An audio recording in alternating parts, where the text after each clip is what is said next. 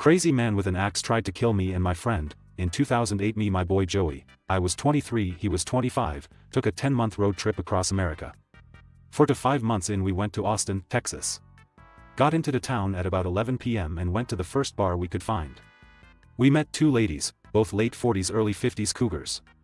We danced and drank a lot with them. About 30 minutes before closing time a married couple comes joins our table. Seemed nice, the cougars knew the couple. We stay until the bar closes.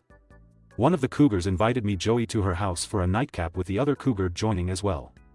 Obviously we went, with me driving following her brand new red BMW convertible. We pull into this ungodly beautiful gated neighborhood with mansions galore.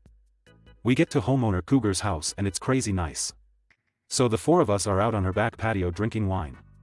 15 to 20 minutes after getting there, the married couple that joined us at the bar walks over. They were apparently the next door neighbors. Married couple tells Joey they own a bunch of tanning salons throughout Austin. Ask if either of us would like a spray tan since they have the equipment next door in the basement of their multi-million-dollar home. I am not keen on tanning/spray tanning but Joey was all about it, so he goes with the couple, leaving me both cougars. The three of us are on the patio for about 15 minutes when we hear glass shatter, not like dropping a coffee mug. A lot of glass shattering, come from inside homeowner cougar's house.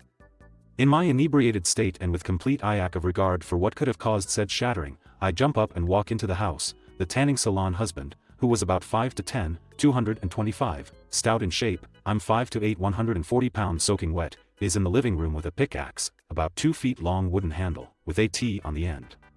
Metal ball on one side of the T, and a super sharp point on other. He had shattered his neighbor's very large glass coffee table. Pickaxe cocked back, it was a baseball bat. As he is walking towards me he is screaming he's going to kill me my buddy. He swings the pickaxe at my head, and it was the sharp end. Luckily I stepped back and it went and out 6 inches in front of my forehead. 100% would have killed me had I not stepped back and let it strike my temple. He then pulls it back over his head as if he is going to hammer me straight down on the top of my head. I quickly bear hugged him, allowing me to hold the axe along with him, but the head of the axe, and my grip on it, is down by his but his arms were over his head so I luckily had all the leverage, as he was much stronger than me. I walk him out into the front yard in the position, trying to calm him down find out WTF happened. As we get to the front yard grass I see Joey, stark and naked, running down the street carrying his jeans. I end up getting the axe and the crazy neighbor man runs into the woods across the street.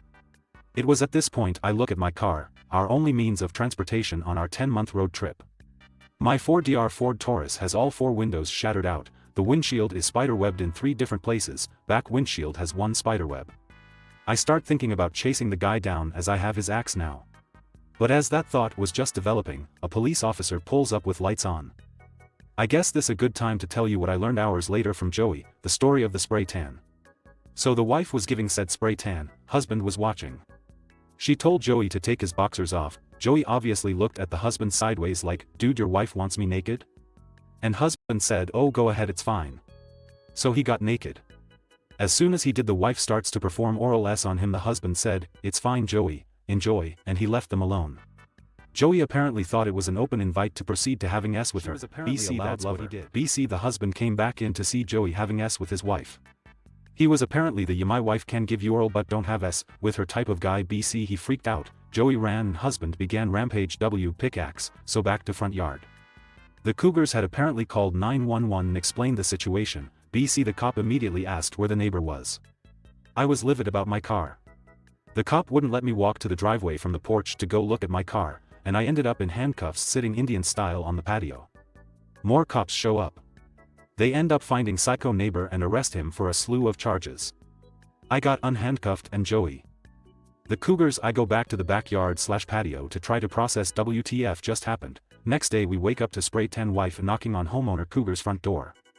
She begs Joey to drop the charges on her husband. BC he already has 2 felonies and he will go to jail forever, blah blah blah.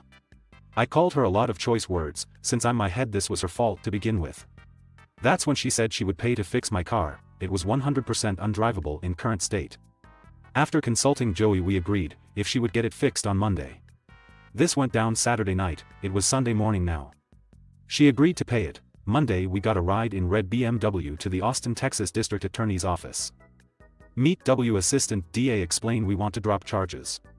We sign get notarized a paper saying we drop charges, and ADA tells us that even though we are saying we don't want to press charges, the city of Austin still can charge him, a detail we forgot to mention to spray tan wife, Joey. I then drive my vehicle, with broken glass covering the interior of my car. I head out the driver's window to see the road. BC windshield was spiderwebbed. We go to a really small, family-owned auto glass shop that was in the woods, as the closest one to mansion neighborhood. At the car. You boys pissed somebody off real bad. We were there a total of 7 hours waiting on them to replace all the windows and front/back windshield, and in this time we told the story of Saturday night. The owner was really cool and actually gave us beer to drink while we waited, which I didn't understand but loved. So Joey, I had the idea to make some money from this venture. We asked said owner if he wanted to make some money as well. He was game. So the repairs cost $750, we told him we'd give him $1,000, almost all the money we had at the time, if he created a bill saying it cost $3,300 for the repairs.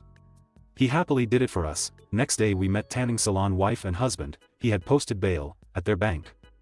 Joey stayed in the car. BC, he didn't want to get killed by husband. I was sitting in lobby with the notarized we are dropping charges paperwork and the $3,300 bill for all new windows. They get there, I give her the bill, praying they hadn't priced out all new windows on a car recently. She gets in line without saying a word, gets 33 crisp Benjamins. I then give her the notarized paper. She gives me $3,300, in a very drug deal/Sopranos-esque, over-under transaction. We then drove straight to Shreveport, Louisiana with our $3,300 to go to the Horseshoe Casino. Subscribe.